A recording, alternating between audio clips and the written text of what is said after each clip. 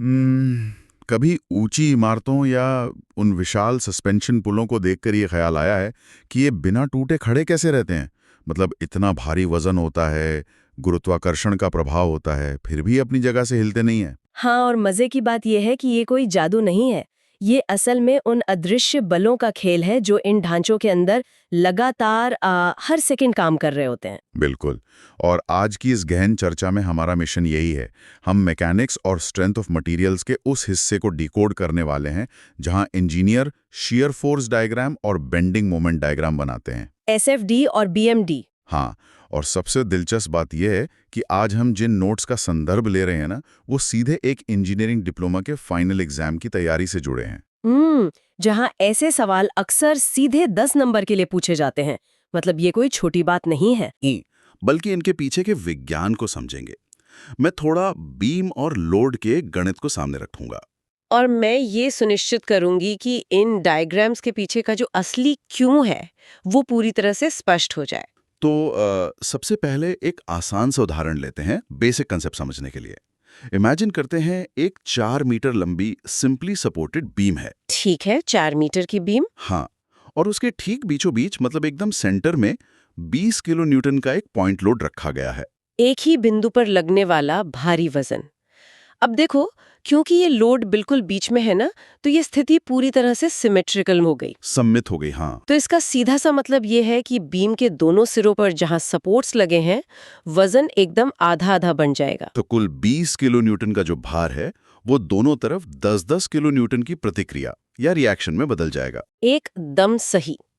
बायां सिरा 10 kilo Newton संभालेगा और दायां सिरा भी 10 किलो न्यूटन। अब अगर हम शियर फोर्स डायग्राम की यात्रा पर चले, मतलब बाएं से दाएं की ओर जाएं, तो बिंदु ए जो बायां सिरा है वहां शियर फोर्स ऊपर की ओर +10 किलो न्यूटन है। धनात्मक 10, हाँ। और फिर ए से लेकर बीच के बिंदु सी तक कोई नया लोड तो है नहीं। तो लाइन एकदम क्षैतिज रहेगी, हॉरिजॉन्टल। हाँ, बिल्कुल स्थिर +10 पर ही चलती रहेगी। लेकिन जैसे ही हम ठीक बीच में पहुंचते हैं बिंदु सी पर, जहां वो 20 किलो न्यूटन का पॉइंट लोड मौजूद है, हाँ, वो 20 किलो न्यूटन का वजन अचानक उस लाइन को नीचे गिरा देता है। 10 - 20 हुआ -10 किलो न्यूटन। ये डायग्राम में एक बहुत ही अचानक ऊर्ध्वाधर गिरावट या वर्टिकल ड्रॉप की तरह दिखता है। हाँ, और फिर वहां से बिंदु बी तक मतलब दाएं सिरे तक ये -10 ही रहता है। और अंत में जो +10 का सपोर्ट रिएक्शन है वो इसे वापस 0 पर ले आता है और बीम बंद हो जाती है। तो विजुअली अगर हम इस शियर फोर्स डायग्राम का आकार देखें, तो ये 2 आयत बनाता है, 2 रेक्टेंगल्स। एक बेसलाइन के ऊपर होता है जो धनात्मक है और एक बेसलाइन के नीचे जो ऋणात्मक है। अच्छा, ये तो शियर फोर्स की बात हो गई, खिसकने वाले बल की।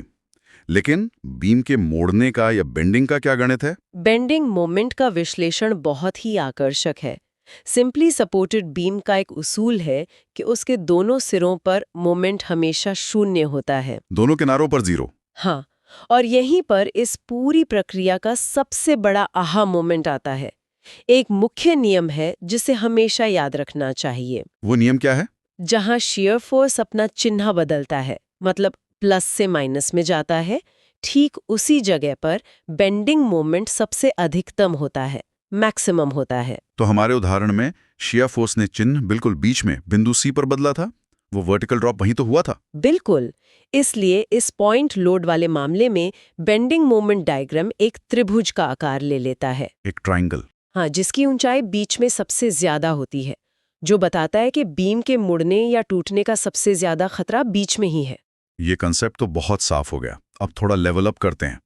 वो सवाल उठाते हैं जो फाइनल एग्जाम में पूरे 10 नंबर दिलाता है। वो एडवांस वाला सवाल। हाँ, इस बार इमेजिन करते हैं एक 6 मीटर लंबी बीम है, लेकिन इस बार इसमें एक नहीं 2 तरह के लोड लगे हैं। अच्छा, स्थिति थोड़ी जटिल हो रही है। हाँ, पूरी 6 मीटर की लंबाई पर 2 किलो न्यूटन प्रति मीटर का यूडीएल लगा है, मतलब यूनिफॉर्मली डिस्ट्रीब्यूटेड लोड जो समान रूप से फैला हुआ है। जैसे बीम का अपना वजन या उस पर रखी कोई एक समान परत। एकदम सही।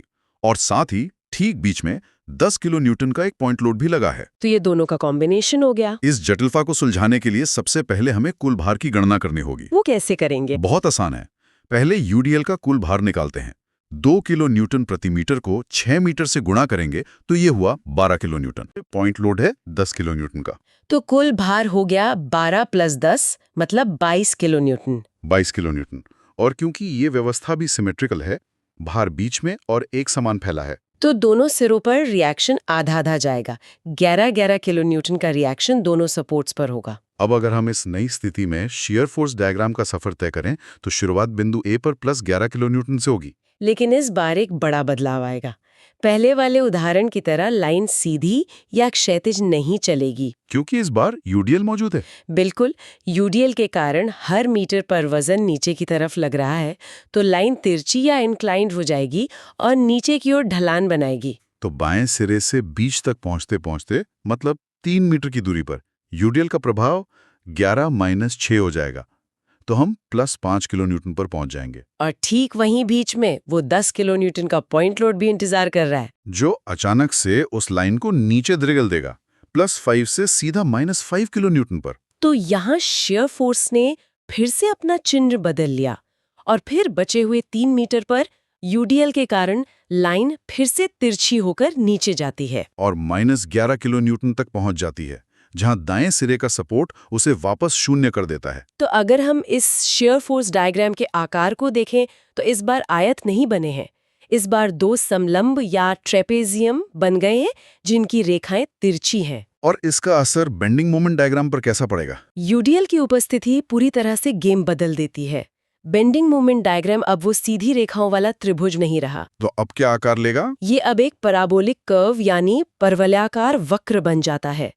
सिरों पर मोमेंट अभी भी शून्य रहेगा और बीच में अधिकतम होगा, लेकिन वहां तक पहुंचने का रास्ता घुमावदार होगा। ये सब जानकारी बहुत ही दिलचस्प है, लेकिन इसे याद रखना थोड़ा मुश्किल लग सकता है। इसी के लिए इंजीनियरिंग में कुछ बहुत ही शानदार गोल्डन रूल्स होते हैं।